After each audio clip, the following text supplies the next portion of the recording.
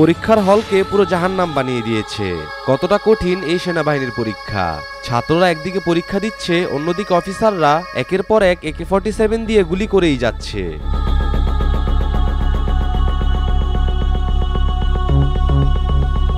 ভেবে দেখুন, আমরা কত শান্তিতে পরীক্ষা দিয়ে থাকি।